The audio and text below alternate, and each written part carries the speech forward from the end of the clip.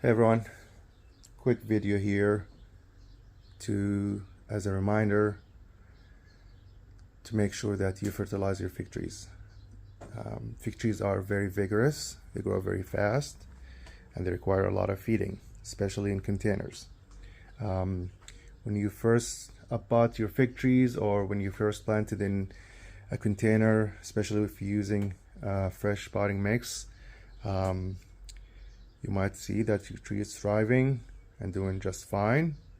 Well, that's because a lot of these big brand potting mix comes with slow release fertilizers. That's why you see in a lot of these bags feeds for 6 months. Well, that's important because a lot of people use the potting mixes and don't fertilize their vegetables or trees. And when that's happening over the first season, if not even sooner, their trees will start lacking the nutrients it needs, especially fig trees. If you look at these fig trees, for example, here, feet of growth in one season. That doesn't usually happen with other fruit trees, and they produce a lot of fruits, which requires a lot of nutrients as well. So it's very important to fertilize your trees in containers. That's usually not an issue for the in-ground trees, but that still depends on the area and the soil quality you have. So make sure you fertilize your trees consistently and use a balanced fertilizer. I do have a video on my fertilizing method that gives me the best, at least from my experience, the best results when it comes to fruit production and quality of the growth. I want to see healthy growth. I want to see a lot of production.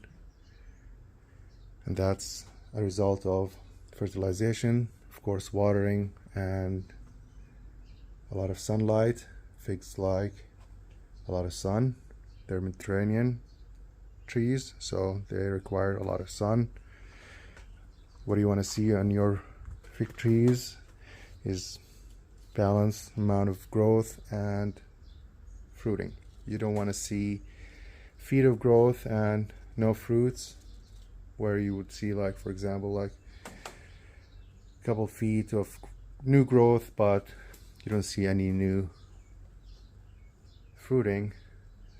A balanced, healthy tree will produce fruits as it grows, not just grow 2-3 feet and then set fruits later.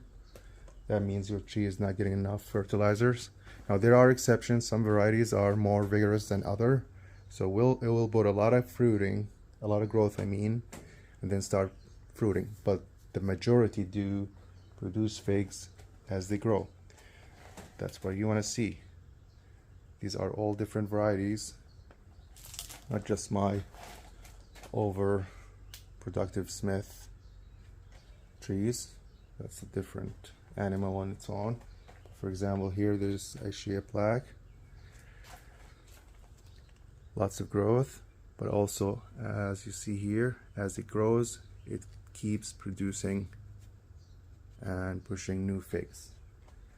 Same one here, you would see new growth and baby figs forming. So you can tell if you go to the bottom here, the size of these fruits. These did not form after the tree grew. For example, here 14 inches or so. It keeps producing figs as it grows. So use a good balanced fertilizer with all the macros and micronutrients to make sure that you have good growth. This is an example where this variety, after pinching, did spend a lot of time growing, but it did set fruits not too late.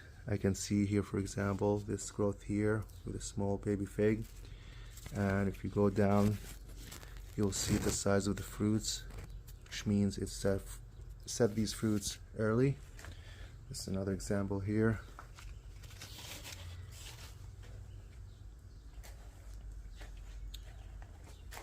You see here the older fruits in the bottom, and as it grows and pushes new leaves, it will also produce more figs.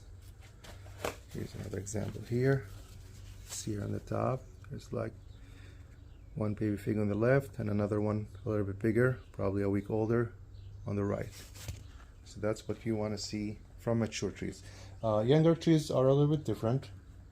However, some varieties will react quickly to good fertilization, not just the mature trees. Here's an example here. This is a small 1-year-old fig. Oops.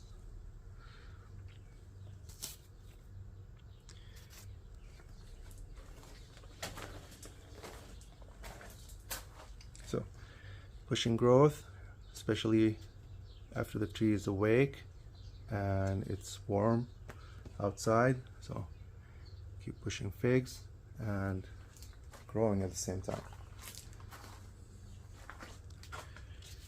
Here, this is Black Madeira, for example. So the oldest fruit formed when the branch was 4 to 6 inches long, and as it grows, it's going to continue to push more figs. Very similar here. This one as well.